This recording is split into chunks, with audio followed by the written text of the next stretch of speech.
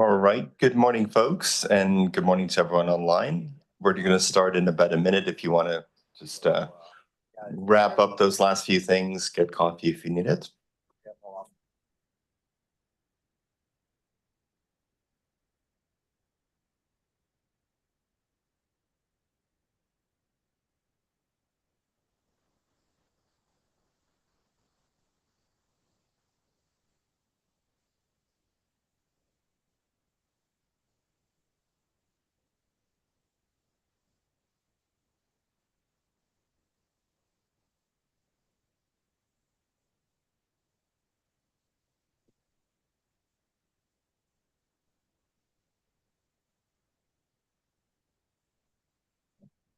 All right, I'm going to call the meeting to order on this surprisingly beautiful morning. Good to see everyone today.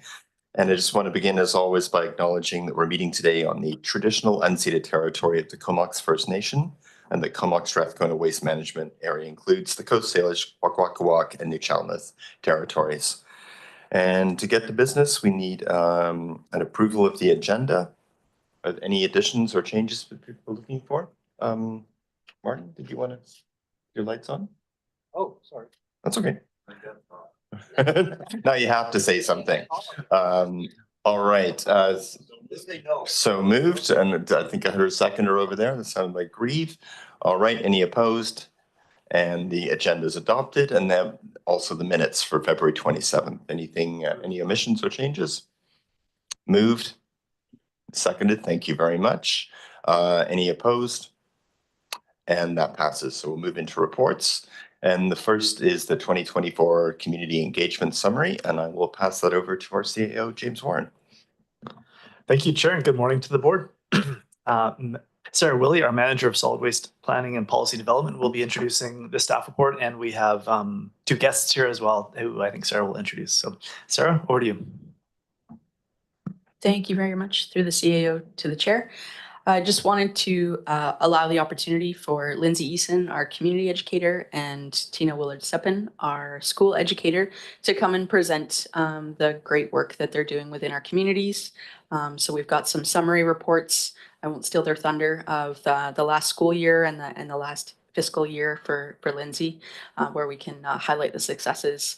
And I think, important to consider some of the pilot programs that we've been able to squeeze into the regular day-to-day work. So really appreciate the hard work and dedication that these ladies bring to this service. Over to you, Lindsay. Thank you, Sarah. Thank you, everyone, for having me here today. There is a PowerPoint presentation that goes with this. There we go. Thank you so much. Okay, so as the community educator, it's my job to get out in all the rural communities and at a lot of community events throughout the year. This year I spoke to nearly 5,000 people in total between our rural and urban events. So we can just pop over to the next slide there. Okay, great. So our rural community engagement, I was able to get into every single community and talk to over 1,200 people, sorry. The communities that we went to, so in Tassus, we did a waste days, which included a repair cafe, a clothing swap, a beach cleanup, and a free store makeover. Me, Tina, Stephanie, and our Ocean Legacy representative all went to that event, and it was extremely successful. I went out to Fanny Bay to the River Never Sleeps event, to a farmer's market in Sayward, to Gold River Days. On Quadra, I did a workshop on vermicomposting. Went to their farmers market and helped out with some solid waste management planning outreach. On Cortez Island, Sarah and I went to Cortez Days and did some solid waste management plan outreach at the depot. I went to the Black Creek Fall Fair, Denman Island Farmers Market, and the Hornby Fall Fair. So for the rural solid waste management plan engagement, my job was to provide support to the already planned events that were happening there. So I didn't go to every single one. I highlighted the ones that I was participating in. And then after those events, because our engagement began mid-July, I took the board that asked what strategies people would like to see to increase diversion to all the remaining events throughout the summer so that we could capture people's input on that through sticky notes on our board and add that into the final engagement plan report. And for the urban community engagement, so over 3,700 people directly talked to at many events. So all the large community events, including Canada Day and Nautical Days, Victoria Days, all the home shows in Comox Valley and Campbell River. I would do presentations at senior centers, and we hosted repair cafes, which I have another slide about in a second here. And we created a couple pilots this year. So a multifamily waste diversion pilot and a construction waste diversion pilot. And then this year, because of our solid waste management plan engagement last year, we did tours at the landfill and at the organic facility. So just to highlight a few things about our repair cafes. So there was 5 in our service area in this past year. Campbell River had 2. Organized by the city of Campbell River. And I participated by helping find fixers and have an education booth there and help engage young people in fixing. So you can see how many items were brought in and how many, the percentage of our fix rate of items there. At the Cumberland School, Tina and I were primarily involved in organizing that with the Cumberland Community School Society. We had over double the amount of items come through, and 3/4 of everything that was brought in got fixed. We're creating a giant buzz in the Comox Valley here with repair cafes. They're growing and growing. Our Lake Trail one was also just as successful. And the TASIS event, that was the first one we ever did out there. It was amazing. 53% of the things got fixed. We had a couple, only a few fixers, but we only had 30 items come through. But it really created a buzz in the community. So for the multifamily waste diversion pilot, something that I hear a lot when I'm out at community events is, when can multifamily participate in organics collection? When can we have the same services that everyone in residential have? So I'm always taking that feedback in. So our pilot came about by some of those people that are like part of Strata's complaining, and we sort of asked them if they wanted to be part of a pilot so we could work with them to find out some better solutions. So we ended up picking 4 multifamily properties, 1 in Courtenay, 2 in Comox, and 1 in the regional district. And with them, we were able to do a waste audit to help everybody understand how much recyclables and organics are in their garbage. And then we shared those results with all Strata members so they could all see that information, which resulted in everyone then becoming on board with improving recycling and organics. So we ended up adding the Earth Warriors composting to 3 of the locations. One of them was for the entire building, and then the other 2 were sort of buy-in participation only with a small number of people.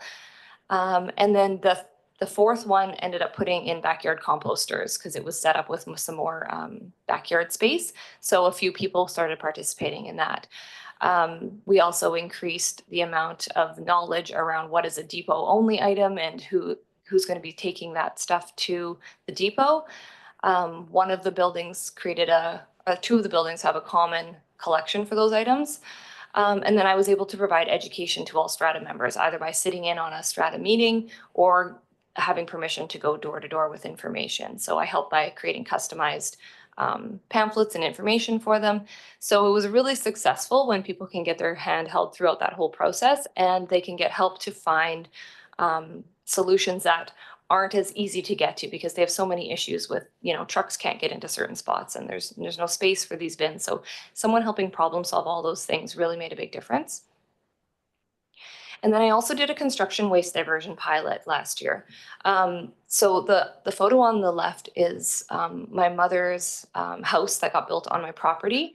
So we took that as an opportunity to work with new construction and see what they did with all their waste from that project. So essentially what they would do is pile everything into one giant pile.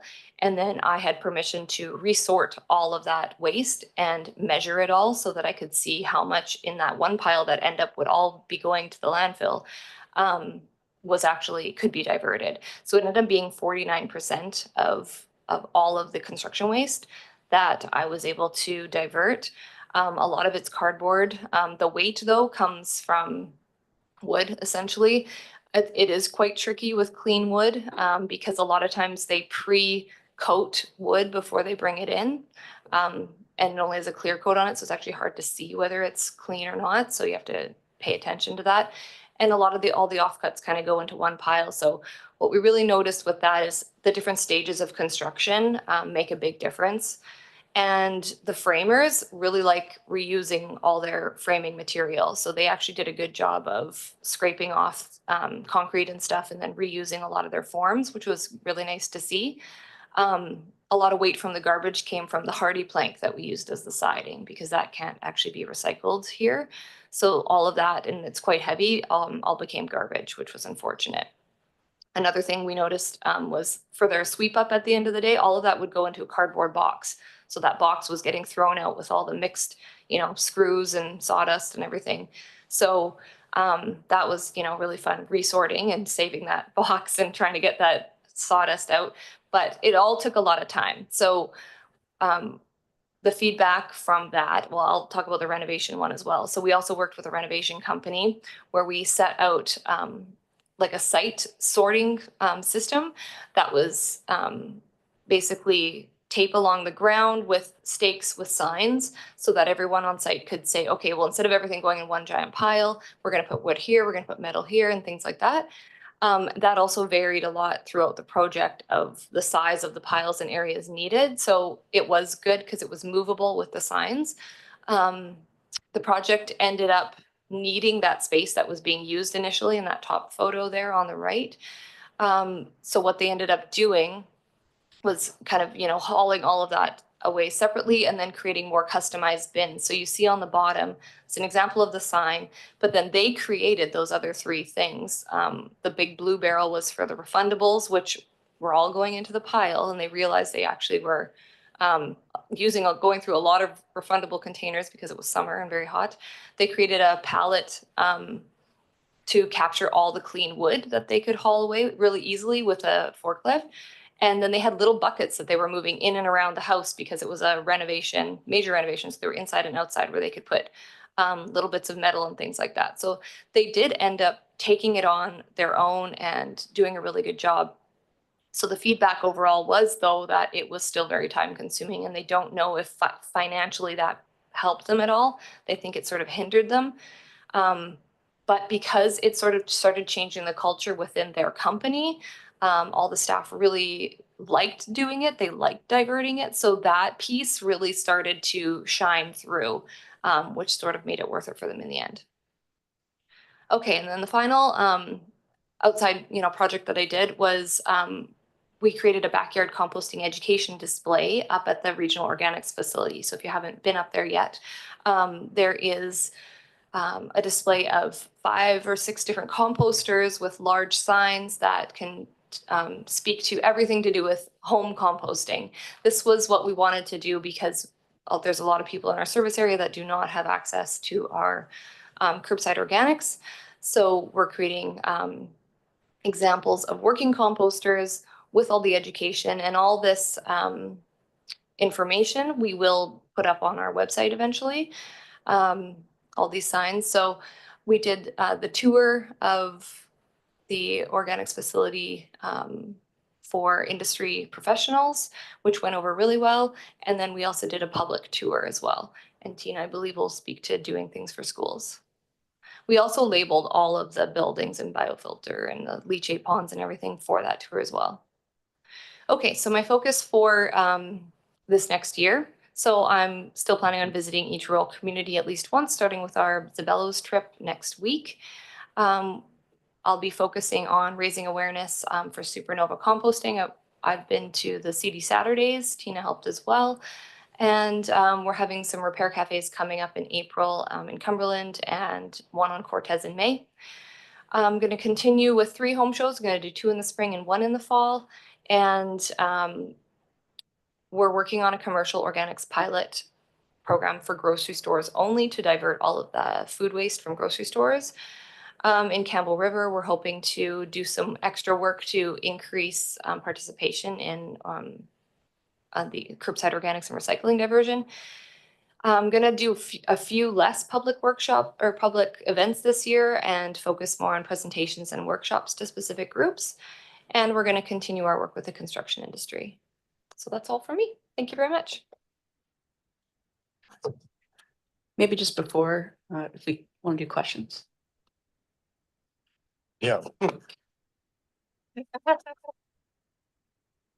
All right, just looking around for lights. I'm not seeing any questions and I don't see any online. So, sorry, Director Brown.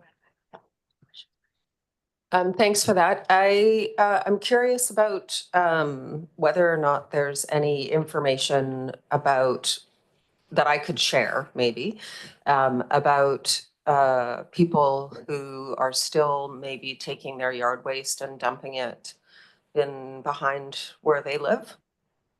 Illegal dumping. Yeah. Yeah, we do have information on our website about illegal dumping and brochures and things like that. Stephanie and bylaw typically deal with illegal dumping. It's hard from my perspective because when people were saying, you know, when there was going to be a limit on yard waste at the curb, people were coming up to me at events and being like, I'm just going to go dump it in the bushes. And I would work with them to help them understand the costs and the services associated with dealing with that yard waste correctly, and that dumping it in the woods doesn't mean that you're helping it compost any better. It's better for it to come to our facility, and it would be a good idea to participate in that. And a lot of people did see the reason in it. It's being able to have those one-on-one conversations, but when you just find it or see that, it's really challenging. Yeah. And go to Director Kerr, Comox Kerr. Thanks, Chair. Yeah, thanks for the presentation and all the good work. In terms of education, I'm a big fan of positive feedback loops. And the stats, and I won't remember them correctly, but I think it was from the city of Courtenay, looking at their organics program and the percentage of diversion and the number. I remember jaws hit the floor when it was mentioned. So, you know, transmitting that to the public, the good work that the community is doing, that could either maybe further spur more diversion. So just wondering if there's a plan to kind of wrap that kind of statistics or the data analysis that's already been done into your education programs, social media, that type of thing. Yeah, I agree with that. It's sharing all these good news stories. Unfortunately, we don't have a person to be sharing that social media right now within our team.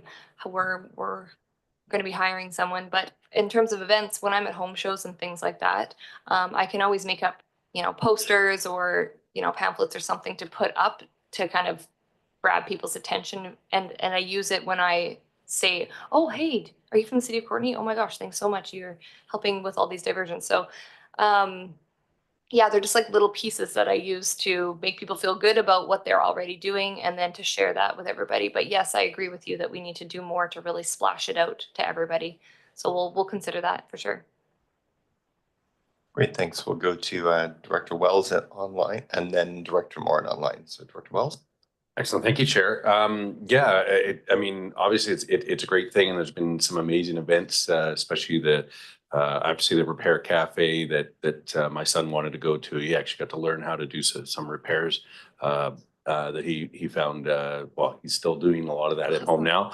But on the organics, which seems quite important for that area that you're setting up, it just dawns on me that there's probably a ton of online resources, YouTube videos and stuff that already exist. And again, when you're talking about trying to do things in small teams, there may be ways just to leverage content that's already there as opposed to trying to recreate stuff from scratch. But that'd be my only thoughts on trying to get some of this messaging a little bit quicker. And maybe just to touch on what Director Kerr was talking about, possibly, especially because a lot of people around this table would like to amplify this information as well. And so you might be able to leverage the folks here to help get that message out. Thanks. Awesome. Thank you. All right, thanks, Director Wells. And we'll go to Director Moore. Great, thanks, Chair. This is always one of my favorite parts of our board business is getting seeing all the amazing things that are happening out there with education. So I'm always promoting accolades for you folks getting out there and doing all this great work. I had a question about the construction piece.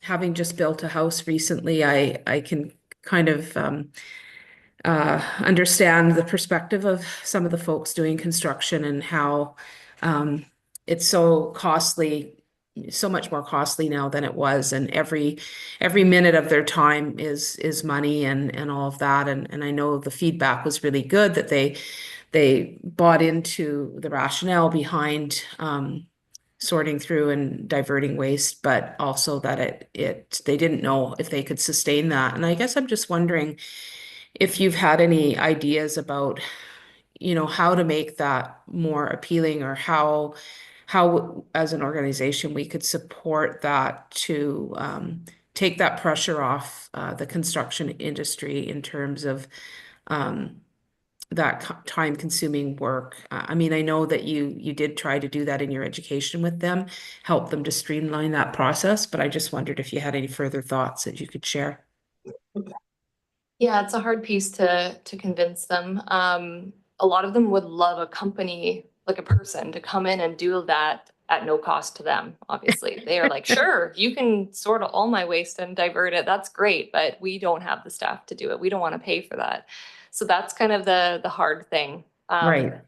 And some of them, they understand, they like that environmental piece and they want to use that to set them apart. So that's sort of the angle we'll probably be working at, is to find those environmental champions over the next couple of years and really get them to set the standard in the industry. And then that can hopefully just help change it slowly over time.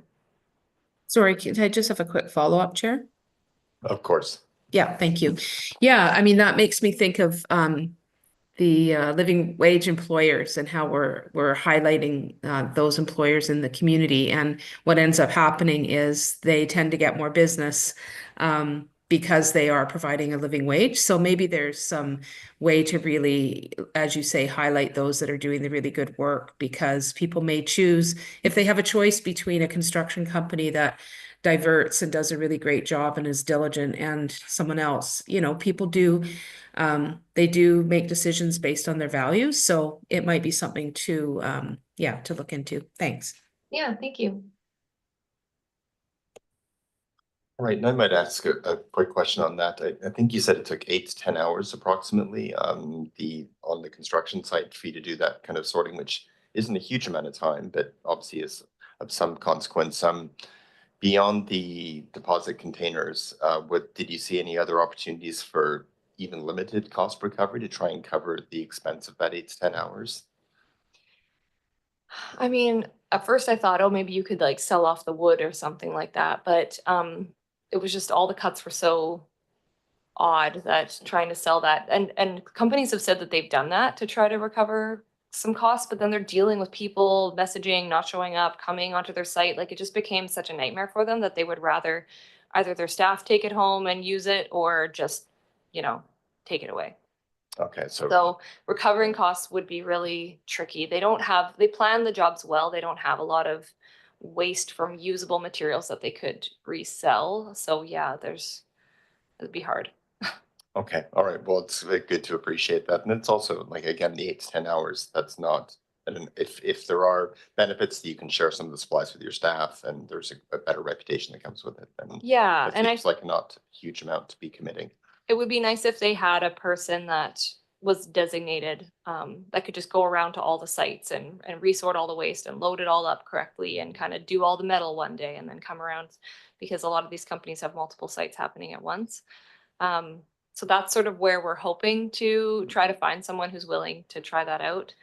But again, yeah, it might take them longer. Okay. Yeah. Okay. All right. Thanks, Lindsay. I don't see Dr. Brown. Sorry, now we're on a roll. So there's a group called Youth Climate Core, and that might be a way to sort of shift that culture. They could come in and do however many pilots and just kind of get them moving in that direction, and maybe the employees would be willing to keep it going after. Cool. Thank you. Okay, great. I think I'll hand it back to Sarah, and we'll continue. I'll just let Tina take it away. Okay, there's another PowerPoint to be opened up at this point. I can just add to one thing, to answer one of the questions that Lindsay answered. An example of how municipalities and you sitting in your chairs could help is in terms of public consultation and public presentations is that the Village of Cumberland had some feedback about audits of their recycling and high contamination recently. And because of that, we've had counselors and staff both reach out saying, hey, we have an all staff meeting coming up. Could you come in and do a presentation about waste diversion to all of the staff? And we've also had a request from the Cumberland Library to perhaps do a public presentation. So Lindsay and I will likely, I just sent you an email on that, be doing that sort of thing. So that those are things that sitting in your seats are that you can initiate. And I believe that Vicki Brown was the one who sort of started that conversation that was seated in an online conversation. So yeah, okay. So schools, hi. I'm Tina and my role is to visit all the schools. The primary districts we work with this contract, of course, are the 3 school districts, 84, 71, and 72. But I do want to briefly mention there are other school districts within our region. Powell River School District has a large homeschooling contingent. The federal government runs School District 93, which are the French schools, and we do have a handful of private schools. So those school districts are also included. So that's where I get to be. Our touch points and impact for last year, we had 3,308 touch points total last year at 37 different schools. And again, that was in primarily 3 school districts, but 5. The balance was really good this year between school districts, and our educational video is still getting a lot. Our videos are still getting a lot of views. We have over 1,200 views. Now, partly that is me using it as speaking points in the classroom, but partly that's general public and parents who watch it because the teachers share it home in newsletters once I show it to them. So the impact keeps growing, and we continue to get really positive feedback. These are examples of workshops that I offer out in classrooms.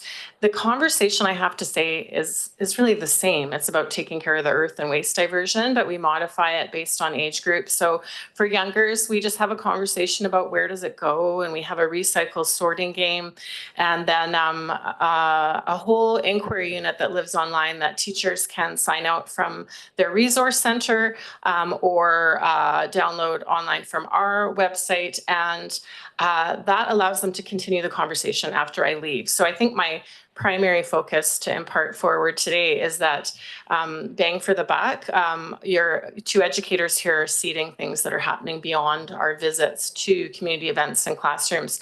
So I'll share some examples of that in a moment. So the littles get sort of a recycle game and a story. The older students have waste audits, which I think along what Jonathan Kerr said about impact, when people actually see what's being diverted and is not, it's one of our impactful things that we do. I pull a tarp out, I'll show you in a moment, and sort through the classroom waste and talk about where things could have gone. And of course, usually nothing in a school garbage can needed to go to landfill, even though those garbage cans at this point are full at the end of the day. We do a theme waste-free holidays in November, December, which teachers are really fond of. Circular economy is a workshop I'm doing for older students that's really growing. I'll speak to one that grew beyond its presentation in a moment. I've started doing waste-free cooking. This started out mostly online during COVID, where we did cooking classes for unpackaged snacks, and has grown into foods teachers and schools inviting me in, and other teachers who've had me in previously wanting me to do something a little different, where we just make a snack together. We're actually going to be doing that with students in Zabalos. We have landfill tours, of course, mostly for grades 4 to 9, but up to 12, depending on teacher requests. Those tours are extremely well received. My colleague Jennifer Ivan does a really fantastic job of imparting technical information about the landfill in a really entertaining way. And the 2 of us sort of hold space together on what we call the magic school bus and teach on the bus as people move around the site. And then I provide mentorship. And this has to do with either high school students requesting information and support for a capstone project, which of course would go beyond just working with that student. For those of you who don't know, a capstone project is required for graduation and is where a student chooses an interest and dives deeply into it. So for students interested in climate, waste diversion, things like that, I can come in and work with them.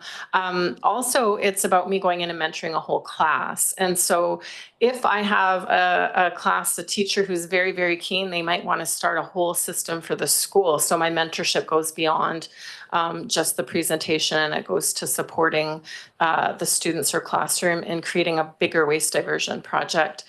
This is just a photo of what a waste audit might look like in a school. You'll see the front left corner is where I've sorted out things that actually had to go to landfill, but all of the rest of that was in the garbage can. So it's really powerful. And when I ask students at the end after I sort it, how do you feel looking at it this way? They say sad, mad, confused. And then I say, why are we doing it this way? And they say, because we're lazy. And then we talk about strategies to be less lazy and set up systems within the classroom and at home that work for them. So it's really actually quite powerful for people to see their own waste. And we even talk about how the word, when you throw something away, that the word away is problematic because it indeed does not go away. I'll just share a few unique highlights on top of the regular school programming in 2024. Cayuga and Zabalos students bussed in for an overnight trip where we went and visited Cumberland School, shared a presentation together with them, did a tour of the landfill, and then they had some fun activities outside of that as well. That was a really special opportunity for those students and very well received. I worked on them online via Zoom before they came in, so they knew quite a lot about the landfill before they came. TASIS Waste Days, Lindsay spoke briefly about, and it included, as she mentioned, I did pre-event workshops online with students, and that seeded involvement in a repair cafe. We had 2 teachers at the school who were very engaged this year. So that particular year, they're not there this year because turnover is high in remote communities, but they sure took it and ran with it. And the students led a beach cleanup, and we did a clothing swap, and we went in and painted and tidied up the free store. It was a really powerful day to do with those students. And I'm going to speak to it again in a moment. We also had a career day, which I think was seated by Sarah Willie, where we brought a busload of students in grade 11 students who signed up independently through the careers department at School District 71, and they got to tour the water treatment plant, the landfill, and wastewater, and not just learn about the facility, but we had staff, as you can see here, they have the equipment operators standing forward who would step forward throughout the day and talk about their career path, what kind of work they did, what they liked about their job, what kind of schooling they required. This was an awesome program. We actually tried to launch it again for this year. We haven't managed to grab the attention of the careers department again because they're really full on with other projects. So maybe it's an every other year thing, but the students really enjoyed it. And I think the staff really enjoyed getting to talk about their jobs in a meaningful way. Another unique highlight is that Courtney Elementary School has a lead teacher there who's incredibly passionate about waste diversion, and their Montessori classes have started leading green stations in the school, and they go around to all the other classes and they teach the other classes how to divert waste. They made a video and they sent it to all School District 71 administrators. This was in 2024. I'll speak in a minute about how that's grown even beyond that. But it's really interesting when you get a champion in a classroom and they really bite on that first presentation, how much it can grow throughout a school. And then I wanted again to highlight this bang for your buck piece, which is we have 2 educators out in the community, but we seed really incredible collaboration around these events. Repair cafes, we have managed to connect with community organizations that host them, and we go in as support. So as one staff person or 2 of us are at an event, it ends up being quite a large event because we're actually supporting and boosting up a nonprofit organization that's hosting it themselves. So Lake Trail Community Education Society, Cumberland Community School Society, etc. And the same as with TASIS Waste Days, that wasn't just us and it wasn't just the school. The village got involved, all the facilities staff got involved, a lot of community volunteer members got involved. I mean, we had a guy down, remember, cutting metal on the beach to cut up some of the waste that we found underwater. So the community really comes together, just seated by 1 or 2 staff people that you're providing. Clothing swaps, the same thing. We're bringing in, we now have collaborations with local businesses that are providing clothing for clothing swaps. The Salvation Army thrift store allows us to access some clothing in the back end there. So we're seeing the seed bring a lot of other businesses and organizations together. And then of course the career day with School District 71 was another example where I got to work with the careers department, all 3 facilities. So as educators, we end up being the glue, and then these projects or events become legacy because there are people in those organizations willing to bring them forward. In this image here on the left, that's actually a food bank cart that they have at Lake Trail Community Education Society. So when they have events, the food bank then comes and has a presence. When we're giving away clothes and having a community clothing swap, they're there too. So these collaborations are pretty cool. The bottom right-hand one is the task, this Freestar after we tidied it up. It looked awesome. It really did. Also, I'm noticing this year more of the school-wide integration piece I'm speaking to, where the teacher really loves this as the content for teaching other skills. So especially I'm noticing with Montessori classrooms, Montessori pedagogy is very focused on real life skills. And so the Montessori program, both at Quinish and Courtenay, the teachers there have their students lead the whole green team. I think some of you were even invited. I remember Bob Wells, you were invited to an event at, was it at Quinish last year or 2 years ago? So I'm noticing more integration into the whole school system if you get a teacher who's really championed having me come in and having learners learn beyond just a guest speaker. So I'm really loving that, where I go in, they'll even send me art. I got this big manila envelope in the mail the other day with 25 little drawings like this from a grade 1 class talking about how they're going to help the earth through waste diversion. So this just means that what we're doing is working. And in fact, when a teacher invites me in and then they say, oh, I'm not going to be there that day, there's a teacher on call, I now don't accept the gig, and I ask them to bump it to another day, because there's so much more integration if the teacher's involved on that day. I don't want us to just be free guest speakers. I want the community and the school to really be rallying together. So this school year to date, in addition to the report you already have, we've already engaged over 2,300 students from kindergarten to grade 11, and the bookings for the remainder of the school year are nearing capacity. I haven't finalized my numbers yet, but I think I'm almost fully booked. This was cool. The circular economy presentation I delivered to Cortez School online. They decided that they would invite they call it Folk U. Haha, Cortez. We love you, Cortez. Folk University, Folk U. They invited the general public to come because it was online anyways. And so what that has done on Cortez for the first time is they want to do a repair cafe. So as Lindsay mentioned, planning is underway for that. The school principal is very involved. The school will be hosting it. Folk University folks will be participating, and they're going to recruit their own community volunteers. So again, a seed for something bigger. I mentioned this primary Montessori class. They're so darn amazing that that not only did they make a video, they asked if they could go to the new school district offices and audit their waste systems. These are kindergarten to grade 3 students. And so they went, and the superintendent was there, and as was all the managers were there, and they did a slideshow, and they went and reviewed their compost system and all of the things that they're doing there and gave them feedback on it. So this is the kind of leadership littles are showing when given the inspiration and the content. And as I mentioned, the teachers using the content as a way to teach presentation skills, how to make a video, all the other skills that they're needing to learn. It's just that waste diversion and taking care of the earth becomes the content. The same's happening in Campbell River School District. Georgia Park Elementary's leadership has focused on waste diversion they've implemented a pack in, pack out lunch policy, which is way easier at the elementary level. But instead of just saying that's the thing, they actually had me in, they had me present to every single class, they had me in for a parent night to do a waste audit.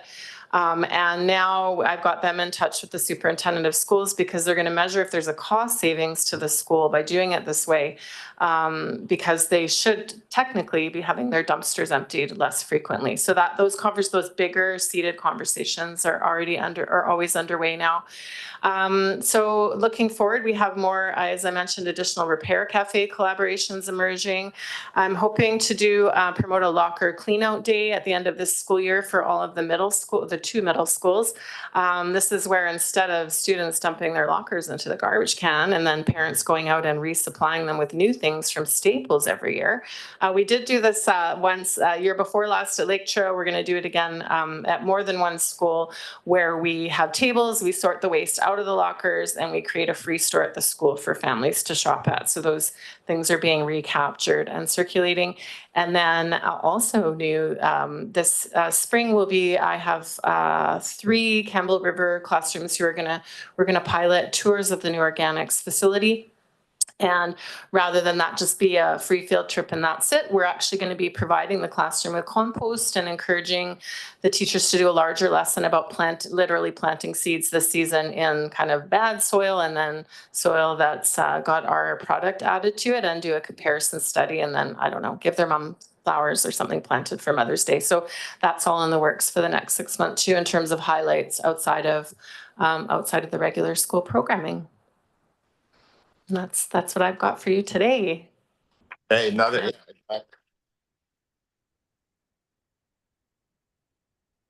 Oh, thank you. I'd say these presentations are some of the most inspiring points of the year for us. So Yay. thank you.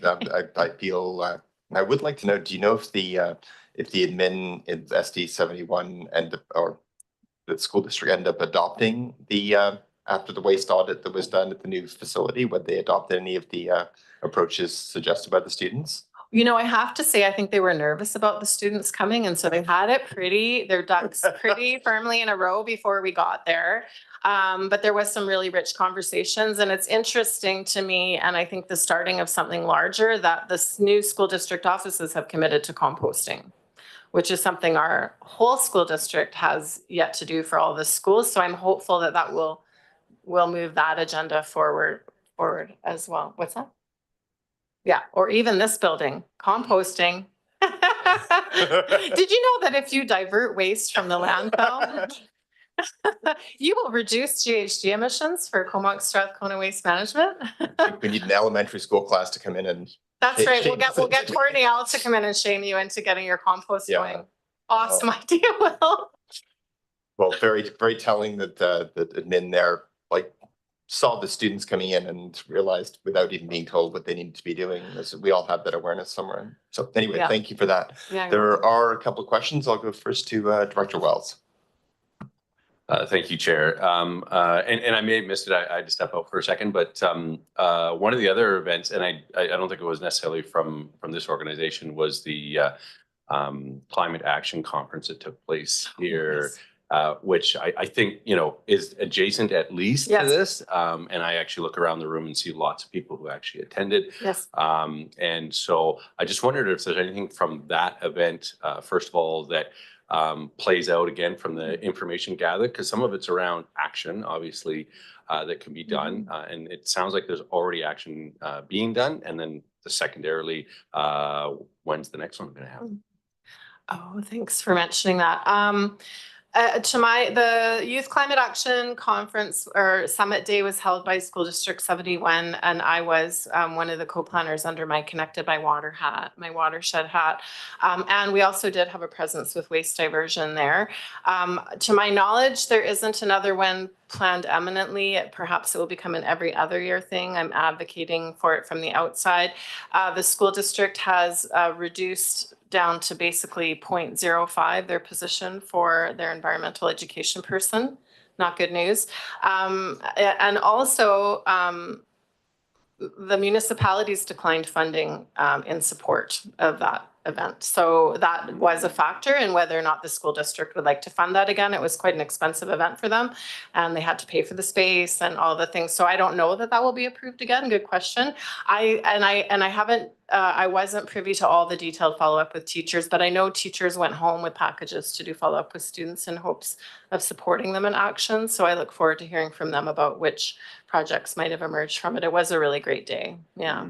Awesome. Thanks for that, and dropping in the, a little how you might be supported better. That's right. I know that the school district requested funding from municipalities and it was declined.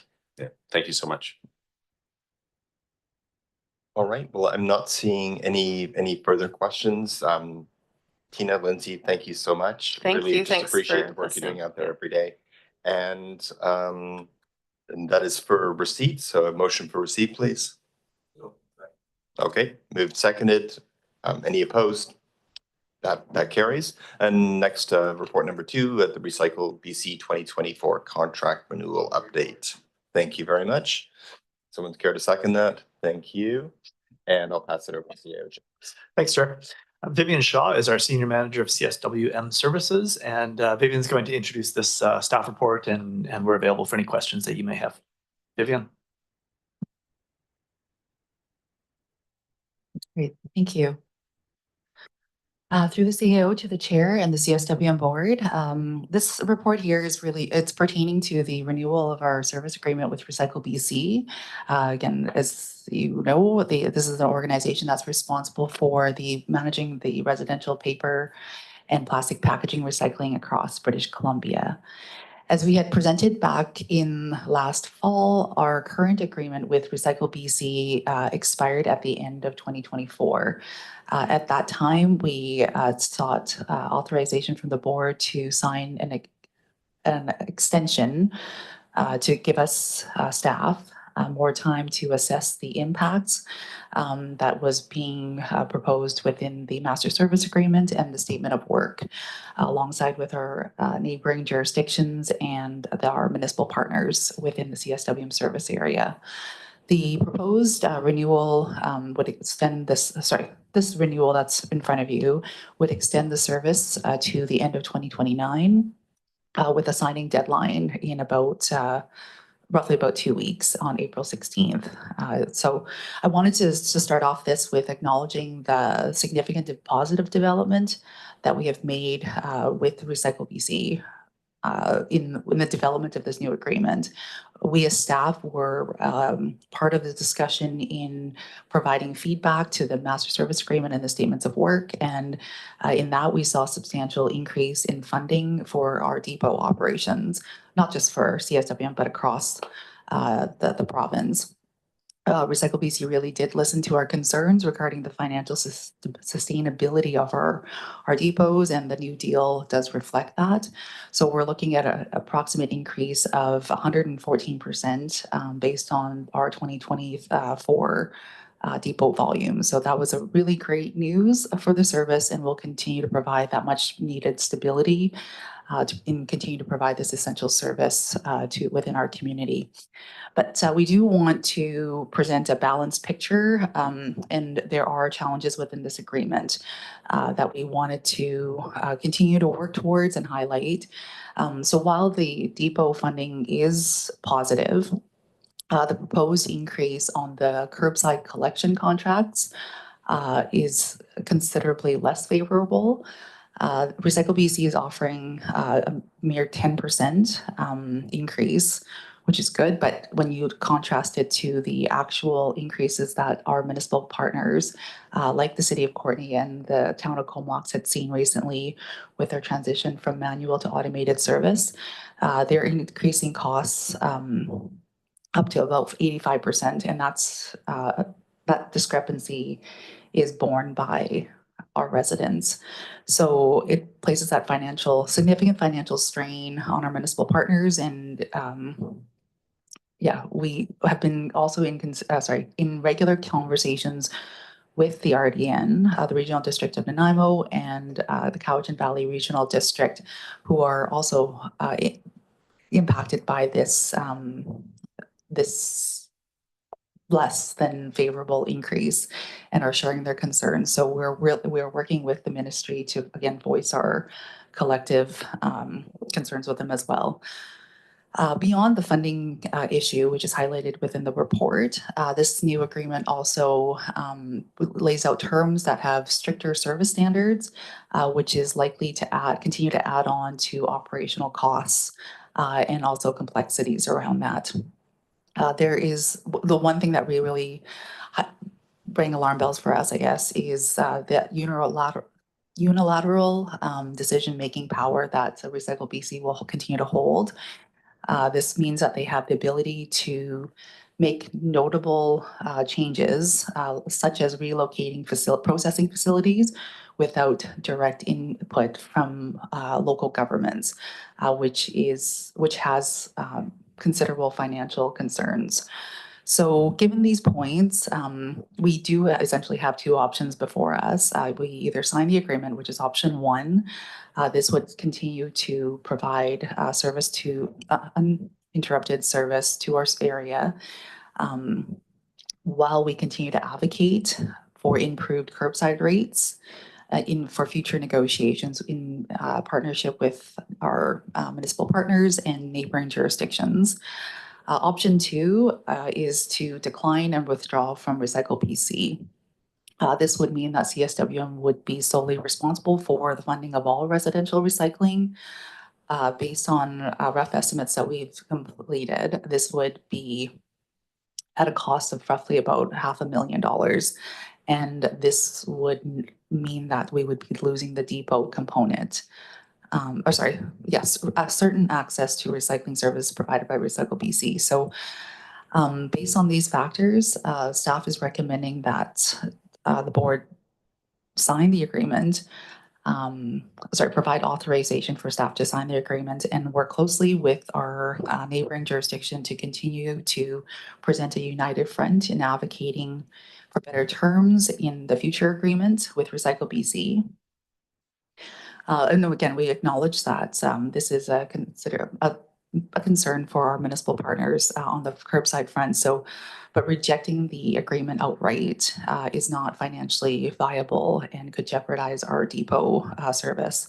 So by allowing us to continue with this agreement, this will allow us to continue to push for fair curbside funding for our municipal partners for the future. So happy to take any questions. Great, thanks, Vivian. And we'll go to Director Wells. Thank you, Chair. These increased costs, is it fair to assume that this is something that's happening to municipalities across the province? And I wonder if there is room for advocacy at the political level to help pressure, the ministers, et cetera, to rethink the way in which this program works, so that, at the end of the day, you want it to be as seamless and easy to do. But I'm just wondering if there's anything that could be done politically. For municipalities that hold that hold their own curbside collection contracts, they're all facing roughly the same challenges that we're seeing. Some of the bigger cities like City of Vancouver, they've already handed over their curbside collection to Recycle BC. So to them, it makes no difference. So that bargaining power, it rests really with us, kind of the smaller local entities. So I think in terms of the AVICC membership, we have really rounded up the people that are in the same boat and continue to provide that united voice in advocating to the ministry and for them to hear our concerns. But yeah, some of the bigger municipalities are not. They're with Recycle BC directly. Then there is that option. Recycle BC have indicated that the next intake for municipalities to jump on board with Recycle BC direct service is in 2026, with service rollout either like 1 to 2 years after that. But yeah, with that comes a loss of control as well. I see Sarah has might make it up as well. Just one additional point is the discrepancy between single stream recycling and multi-stream recycling. So when we spoke to Capital Regional District, they were fine with their 65% increase because single stream did not receive that same increase. We're at like 10%. So unfortunately, we lost an ally there, and that they were quite happy. And I think there's always a close ear to the Capital Regional District to what the province is hearing. So in addition to the I think there's about 14 or so direct service communities of varying sizes that Recycle BC provides. There's also those that have separated recycling, and that is, they say that it's cheaper to offer the single stream service. So that's part of the reason why the funding is distinct, but the increase is just not reflective of the feedback that we provided them through their cost exercise when we when we were asked for our costs, they didn't reflect that back in the increase that they offered. So I do think there's some potential for elected official pressure. And there's also some media interest that maybe we can try and leverage as well. But it is a bit tricky, you know, in terms of timing. The ship has kind of sailed for the contract terms. It's just it's a difficult negotiation because it doesn't feel like a negotiation. There's no example of an individual local government being able to change the terms of the contract with Recycle BC. It's the same terms for everyone, regardless of what your actual costs are to deliver the service, and that's not reflective of the intent of the program. Excellent. Thanks for that, and the idea for ABICC or some kind of advocacy at some level. Thanks. Thanks. If I could just weigh into that, the third recommendation here is that we continue to work with neighboring regional districts to advocate. And I think that it would be appropriate to come back to the CSWM board with some findings from that. And that may include then some recommendation around furthering that advocacy to the provincial level and or other parties that would be appropriate. So if the board supports that third recommendation, then I can foresee a report coming back to this board around that follow-up action. Great, thanks for that, James. And go to Director Kerr. Thanks, Chair. I really dislike negotiation when you're backed into a corner and not given an option. So I am wondering about other creative solutions, i.e. deciding instead of a 5-year agreement, signing a 1-year agreement under protest and continue the advocacy efforts, or simply just signing under protest and making a big stink about it in the media. I don't think this is the proper way to negotiate, and especially when our, the city and the town and other communities are experiencing these high increases, to not have this reflected in the contract feels improper. And once it's signed, we lose all negotiating power. Not that we had much to begin with. So, question: could we sign a 1-year contract? Thank you. I think certainly Vivian or Sarah weigh in, but I think that the 5-year agreement, it's up to the board. If the board wanted to pursue a 1-year agreement, we would probably be back in a very similar position less than a year from now, looking to then extend that agreement further, not really knowing or being able to forecast if any changes would be evident. Signing under protest or providing some sort of a statement in addition to signing this agreement certainly is, I think it's already fairly evident in this report that there are concerns here and that we've got some additional work to do.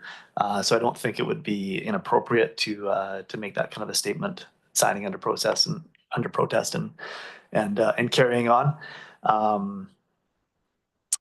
I think, and like I said earlier, the additional work and coming back to this board around that advocacy will, I think, provide a lot more evidence and support for this board to be able to take your concerns further as this relationship carries on.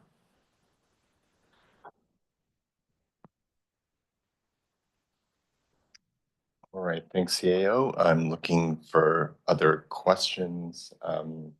I'm just going to ask regarding the possibility of a single year. Do you know of that being something that's been attempted before by another similar body, and what results they've had with trying to negotiate on an annual basis?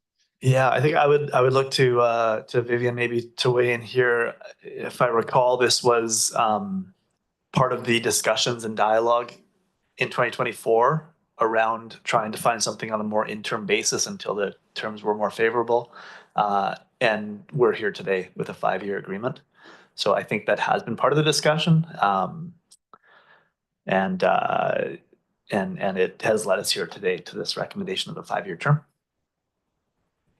Vivian, we can't see your Yeah, if you could. There you go. Perfect. Yeah. Okay, Vivian. There we go. Perfect. Yeah, that's correct. We had sought a bigger extension so that we could do a more fulsome analysis and to continue the advocacy work with the ministry. But as Sarah noted before in her comments, the agreement is what it is.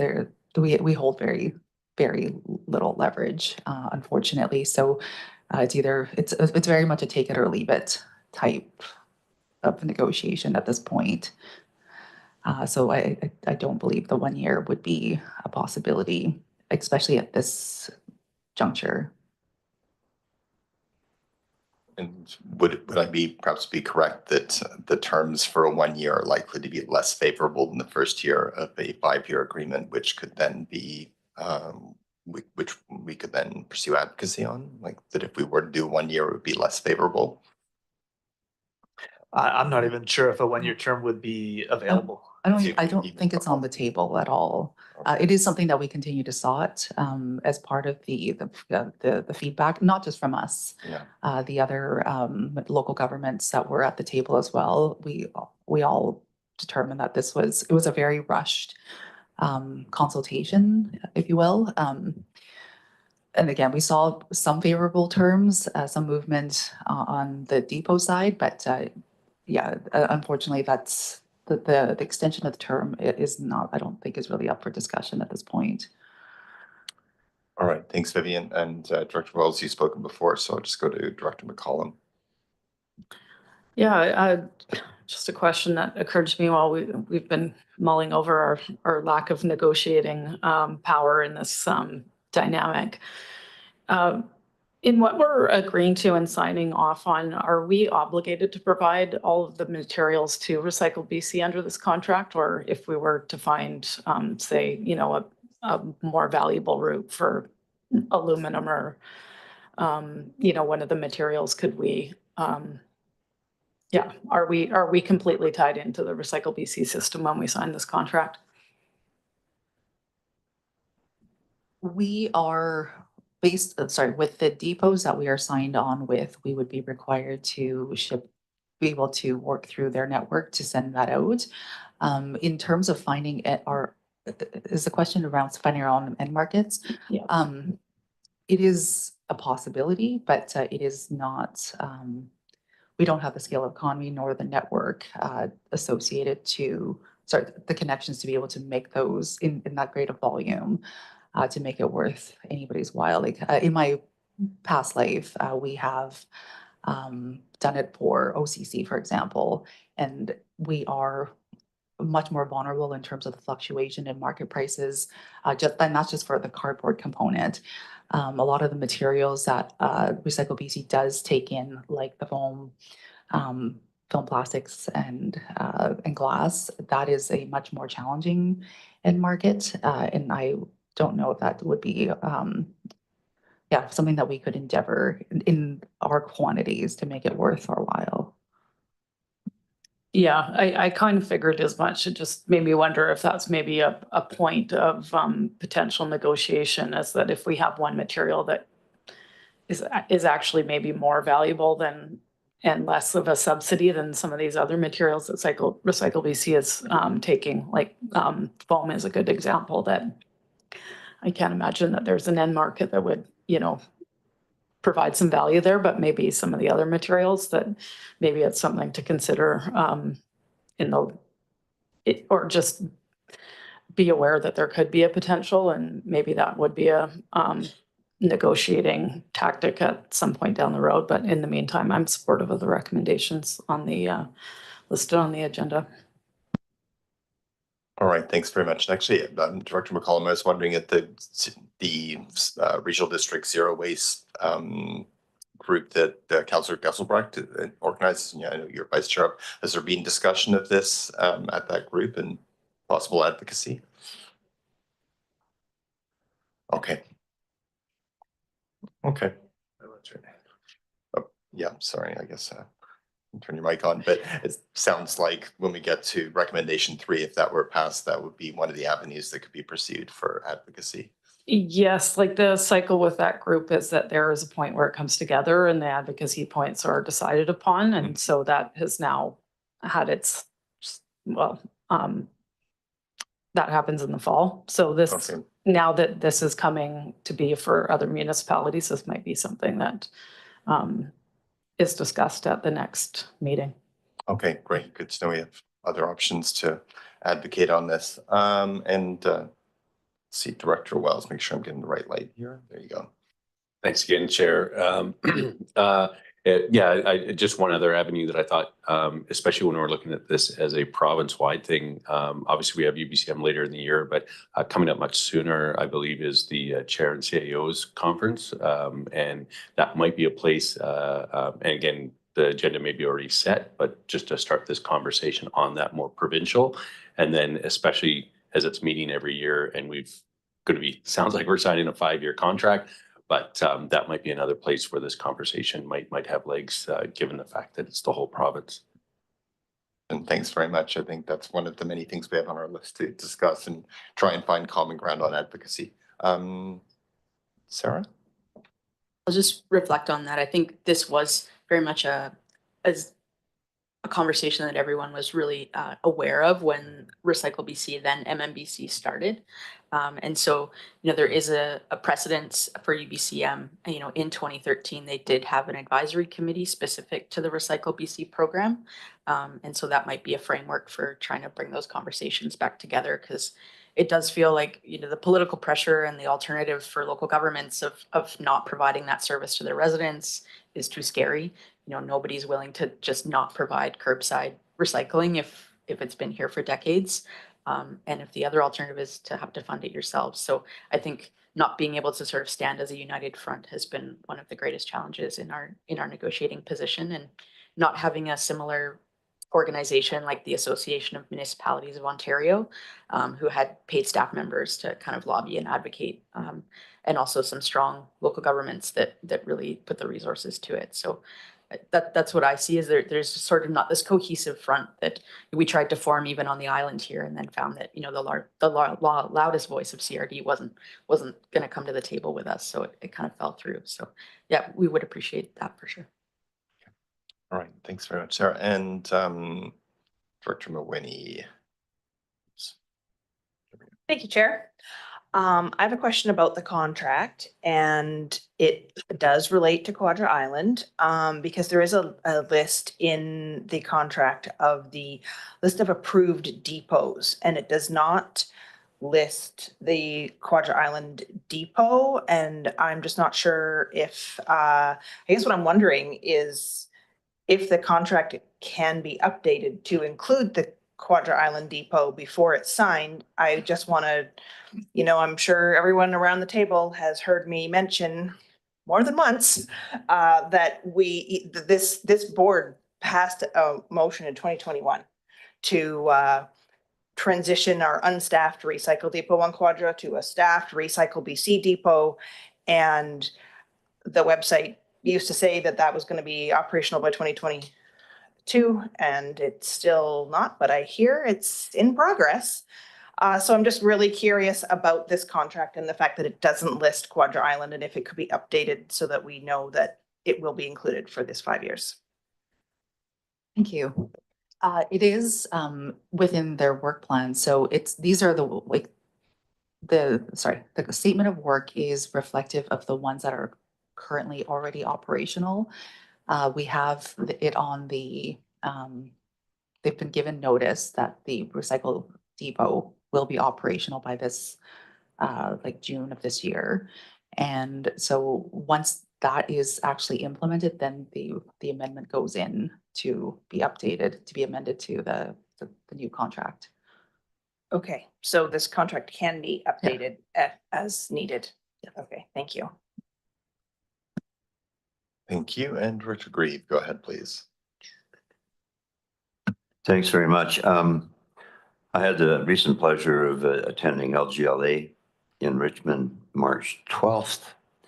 And they just brought forward a lot of interesting information when you talk about advocacy and AVICC, UBCM. And I do think this is a UBCM resolution in the making. They had one of the panels was Carol James, Terry Lake, Mike Bernier. And they're all cabinet ministers from different parties, and of course retired now and quite candid, which is always good. And how do you get the ear of the ministry? And I can tell you from being the chair of the regional district when we went through our first solid waste plan, and later on as the chair of the AVICC Special Committee on Solid Waste, We had numerous meetings with the ministry MOE in those days. And frankly, I don't think they give a damn. So you're not going to get very far. But they did bring out the issue around about working through the senior ministry.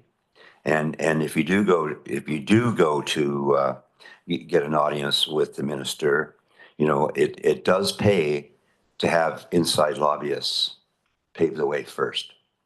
You get a better ear from the ADMs and their own political secretaries as well, who control a lot of the levers. But basically, when asked, quite frankly, what do they do with UBCM resolutions that they get every year? Well, you can guess what they do with them. You know, so they're marginally effective. So when you talk about professional lobbyists, everybody recoils. Oh no, you know, but there is a place for that because they you know, the best thing to do is have a golf game with the minister or the ADM or whatever, like working through the back channels, all the unofficial channels tend to be more effective. But in this case here, I think that, you know, it's a take it or leave it scenario. I don't think we can assume that we have any leverage here. I would think that rather than going too far down the road, that we do bring it forward as a UBCM resolution, even though, you know, that in itself isn't going to buy you a cup of coffee. And just test the waters with other jurisdictions because we have gone too far down the recycling laneway here to, you know, especially the roadside curbside stuff to pull it back. And we do owe it to our constituents to keep it going. So guess who's going to pick up the tab, the bottom of the totem pole again here at local government?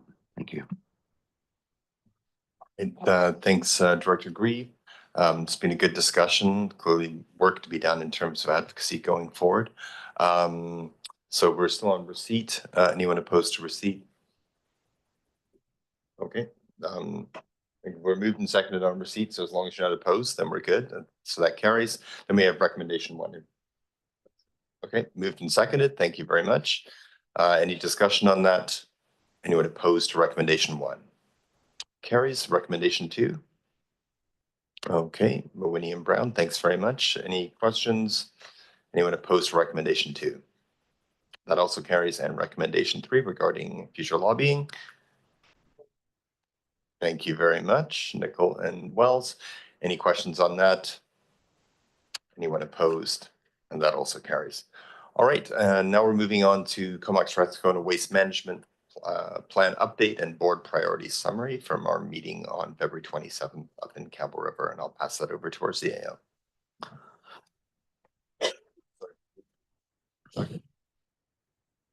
Great. So, thanks, Chair. And so again, Sarah Willie will be introducing the staff report and will be available to support any discussion that comes. Sarah, over to you. Thank you through the CEO to the chair. I really appreciated the workshop that we had a month ago and the significant engagement from the board and the time taken really to provide us that feedback. I hope you found it a successful session. I know that our facilitator, Sheila, really enjoyed working with all of you. And Alex has put together a summary report reflecting back on the conversation that we had that afternoon. So I hope you've had time to look at that, but it really is just a reflection of those same charts that we reviewed together at the end of that conversation. And if you recall, you know, the next step for us is to take that to our advisory committee. So our meeting with them is April 22nd, and we'll reflect back on that direction from the board that you've provided, you know, in terms of you know, the financial situation that we're in, looking at the weighting of the different factors, environmental. And I think also some of the outcomes from the side conversation or the extra information that we weren't necessarily asking for were equally or even more important. And so in looking at how we present information to you in the future in terms of business cases and, you know, bang for bucks and, you know, whether there's the opportunity for pre-engagement, we heard those messages as well. So we do hope that you can see that reflected in future conversations with staff. For this particular report, we're really looking to see if the board concurs with the priorities that are summarized here within the report from Stantec. The recommendation is, that memo attached as Appendix A be approved as direction to identify preferred strategies and actions with the Regional Solid Waste Advisory Committee in the Solid Waste Management Plan update. So our next step in bringing this information back to the board will be June 19th, where we'll be looking to bring back a summary of shortlisted strategies and actions to engage with the public in the summer. We've identified additional timeline and steps, but for you folks, that's certainly the next major milestone in this process. Thank you. Great, thanks, Sarah. Appreciate the report, and just looking to see if there's any questions or comments on it. Seeing none, so Director Brown, please go ahead. Sorry, I have something actually from Councillor Director Tyrion, who's not here. And he just wanted to reiterate something likely he brought up during this session, the earlier session, but that what would help us make good decisions is to have very clear cost benefit language for any options brought to the board, and specifically cost to implement those changes or potential operations versus the cost of airspace at the landfill saved by diversion proposed. So just working that into the equation when you're bringing decision making. Thank you. Thanks very much, Director Brown. I see notes being made here, so that's being taken down. And Director Morin online, please go ahead. Great, thank you, Chair. Just going to the priorities or the themes. Number 7, the board sees GHG emission reductions as secondary focus to financial and diversion. I mean, maybe this kind of plays into the comment that was just made by Mayor Brown. But, those are kind of listed almost like they're opposing each other. And I guess I'm just wondering, I mean, we know that there are long-term savings or financial implications that don't necessarily happen in the short term. So I guess I'm wondering if with that theme, if it can be broken down into sort of more short-term, long-term evaluation, or because I think it's, we might not see a financial benefit if we focus on GHG emissions. We may not see that right away, but we may see that down the road. So I think it's kind of being framed as though they're opposing priorities, but I guess I'm just wondering a little bit more about that. Yes, thank you for the question. I think there will be some work towards establishing some short-term strategies and actions and long-term strategies and actions. And I can see how that might be reflected in the incorporation of greenhouse gases. So I appreciate that language of it appeering opposing. Yeah, I hope it's not reflected negatively. I guess I just don't want to throw out the baby with the bathwater. If there's obviously part of this exercise that we did was trying to come to some see the things that we're all aligned on, et cetera. But I think if we're just focusing on only financial, does that set back our work on GHG emissions because there's a perception that it's too expensive? So just putting that out there. Thanks. Thank you. Thanks, Sarah, and thanks, Director Morin and Director Brown. Sorry, that makes me think of something else, which is in our GHG strategy, we don't do full cost accounting, so we don't have a number for the cost of emitting GHGs. Is that correct? In the CSWM greenhouse gas emission, we part did of the not problem include is that we can't. Yeah. Okay. Thanks.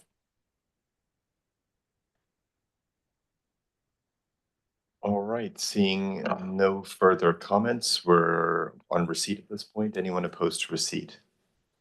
Okay, and there's a recommendation. Thank you very much. Moved. Thank you very much. Any comments on the recommendation? Any questions? Anyone opposed to the recommendation? Okay, and that carries, and then we're just on to the resolution status report for receipt. Thank you. All right, and I think we're just looking for any questions here on the report.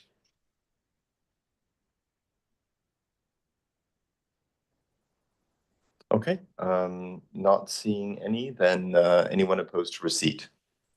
That carries, and then I think we're just, at this point, we're on to termination. Someone cares to move that? Thanks, and any opposed? Seeing none. Okay, thanks, everyone. Have a great day.